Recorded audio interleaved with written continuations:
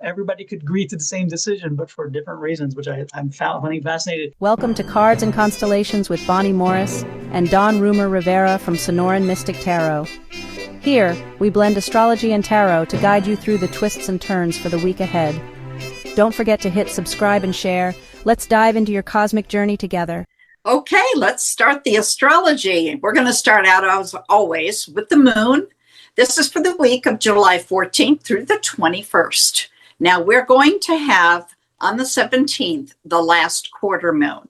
And as we have always said, the last quarter is when we celebrate our successes and then start to turn away. Now, to understand what we're celebrating, this quarter moon is in Aries at 18 degrees. Now, we have to step back, okay, last quarter. So we go all the way back to March 31st of 2022. It's in Aries at 11 degrees. This is a rather long step back. It's more than normal. Okay, so that's when you set those intentions, March 31st of 2022. So look back in your journals, your notebooks, wherever you've been keeping track. That's the project we're talking about. The first quarter moon was on December 29th of 2022 at 0 degrees, 48 minutes of Aries. That's when we did all the work on that project. Then the full moon came in October 17th of 2024 at 24 degrees of Aries. That's when we saw everything and we made changes that needed to be made. And now we're celebrating its success. It is complete. And then we're going to turn away and look for the next new moon in Aries. Now, it's always important to understand when it's in Aries, what does that mean? Well, we can solve problems faster than normal. It'll be important to try to slow down. Now, this moon, the last hour or two, is actually moved into the sign of Taurus.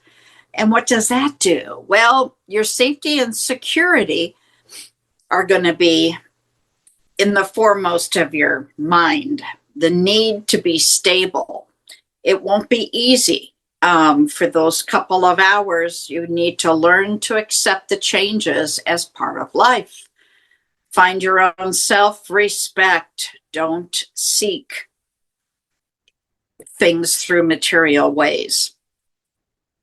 Okay, so let's talk about the void of course. Void of course, we have a couple of them. The first one is on the 15th at 10:09 when it leaves Pisces, and then it goes into the sign of Aries at 9:33. So we have an 11-hour void of course there. And remember, we never start new projects. We finish up everything that needs to be finished, but don't start anything new. Then on July 17th, that's when we have the quarter moon at 5:37 p.m. All times are Phoenix, so it's Mountain Standard. It leaves the sign of Aries at 5:37 p.m. and it moves into Taurus at 1 a.m. on the next day. So that's, dinner time, and the rest of the evening, you don't want to be doing anything. Resting is always good. Then on July 19th at 11:43 in the evening, it's going to leave Taurus. This is a rather short one. And then at 3:22 a.m. on the 20th, it moves into Gemini. On the 21st at 12:57, it will leave Gemini and then move into Cancer the next day at 5:26 in the morning a.m. So we have some more than just a few minutes on each one of these. The shortest one here is about 4 hours. So take notes of those and make sure you don't start projects that you don't want to repeat. Now, let's see what's in your sign.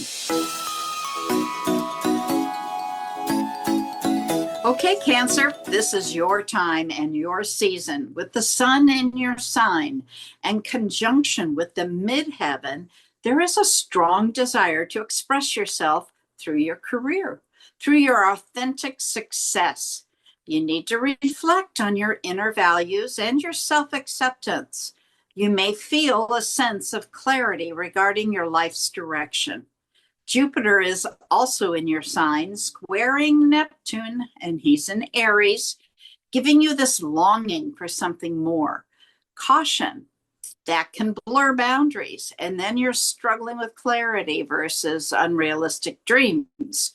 You always have a deep compassion, and strength is shown with inspired service to others. The moon, representing Cancer, is also in an opposition with Mars in Virgo. You may find very strong emotional will, and that can lead to some passionate disagreements, at the very least, some attention.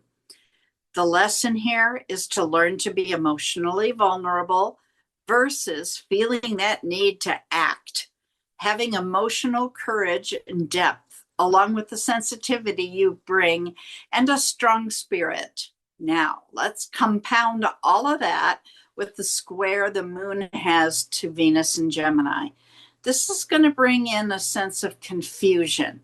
Do you meet your emotional needs and express affection with this longing that you have for love?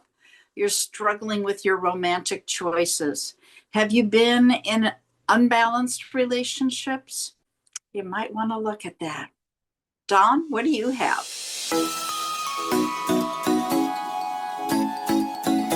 All right, Cancer, let's take a peek and see what tarot and the universe, along with spirit, has in store for you this week. Please let me know. Oh, we got some flying cards. What the highest and best interest of Cancer is this week? All right. I'm using, by the way, the Morgan Greer deck, which I absolutely love.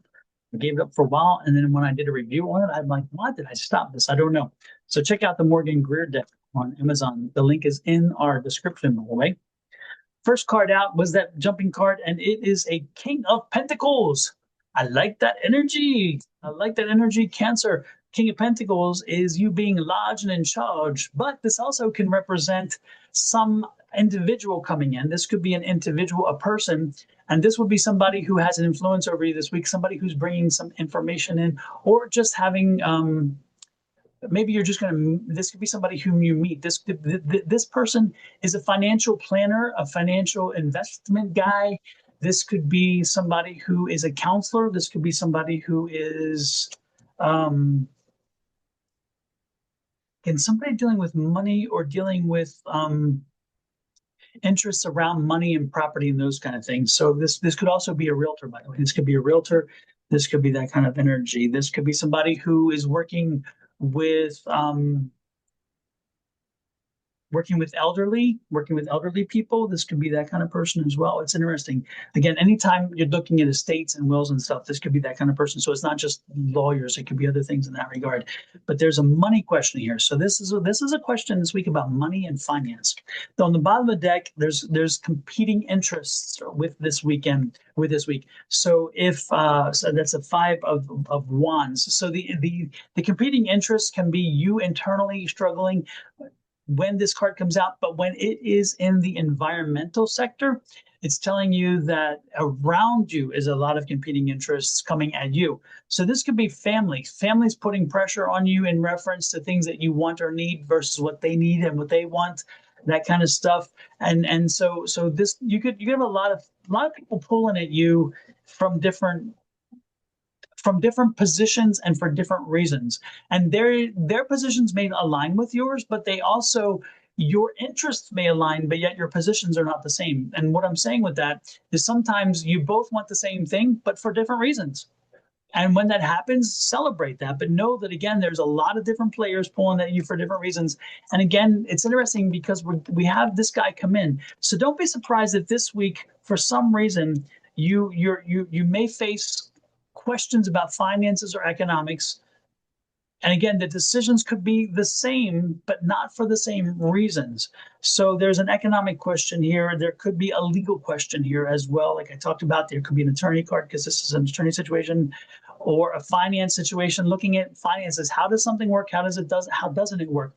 How are the numbers working? And am I making decisions in the right way?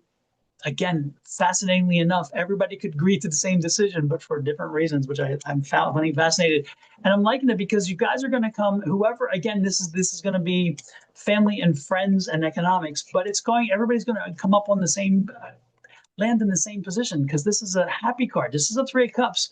So no, believe it or not, even though when economics are discussed, often families and friends don't agree, this week is going to be very weird. It's going to agree, even though there are competing interests all around you.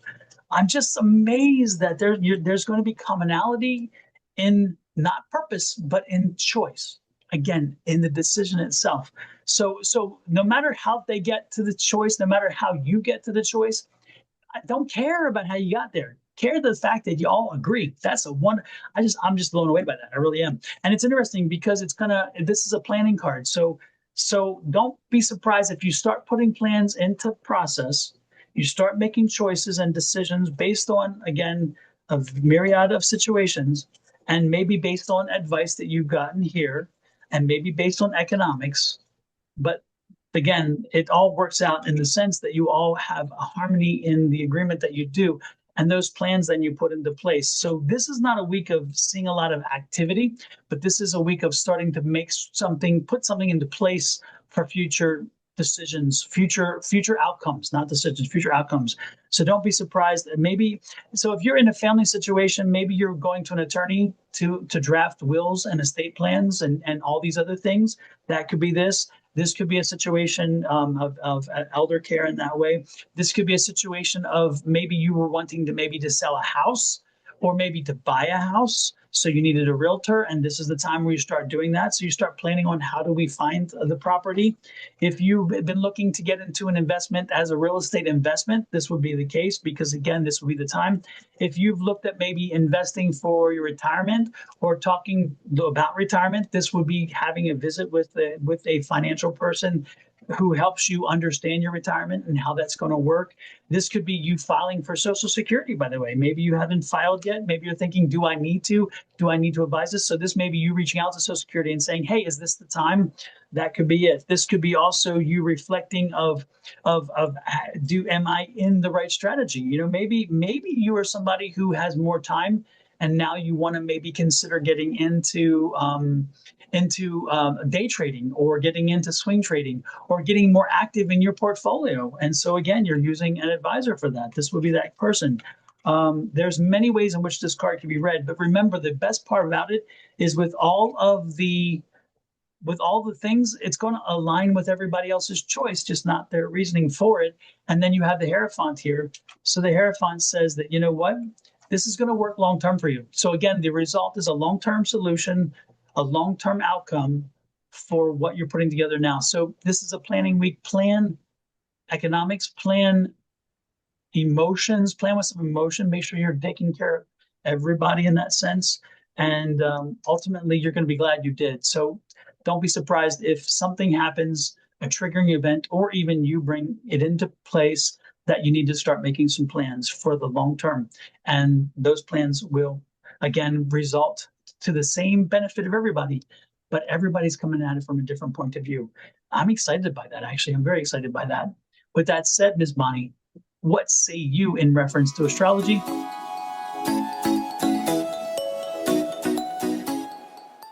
Well, there are several oppositions that we've talked about in the other signs, and, they're here too. You have Mars in an opposition to the moon. So you've got action and feelings pulling at each other. And that creates passionate disagreements, which is what you're referring to. And then, of course, we also have that Sun and Pluto pulling at each other. So that's your identity. And that's also major change. All of those put together can really roll into something if you let it. Yep. It's about choice. But the good part is at least from the tarot's perspective, is that even though there are competing interests, the outcome, the solution, everybody wants that. And that's the cool part I loved about this reading, is everybody, no matter from which position you're coming from, they're going to find a common ground to agree on something. And I think that is just that for me was, and again, because there's a lot of stuff, like you said, a lot of competing stuff, but for somehow, some way, they all come to a decision that they all can agree on for their own purposes. And I think that's just phenomenal. So for me, I got a lot of energy that by the end of the week, y'all gonna feel good. Y'all gonna feel good. That's what I'm getting. Well, So with that's that said, Miss Bonnie, how do they let us know how we feel good? Oh, yes, we feel wonderful when you hit that subscribe button that's down in the lower right-hand corner. Hit that, set that bell, and then whatever channel you're on, if you're on my channel, Your Love Goddess, you go over to Dawn's channel, Sonoran Mystic Tarot, and you do the same thing. Hit subscribe, set that notification to all, and then you don't have to worry. We'll send you a message when we're live or when we post a video. Then go to our new channel, Cards and Constellations. The same thing. Please hit the subscribe button. Set the notification bell. We're trying to grow this channel so we don't have to put this out on 3 channels. So please hit that subscribe button for us and leave us a comment. Let us know how things resonated for you. And we would definitely appreciate that so very much. With that said, love, light, and blessings from Miss Bonnie and her family, me and my family, to you and to yours. Until next week, have a great one. Bye-bye.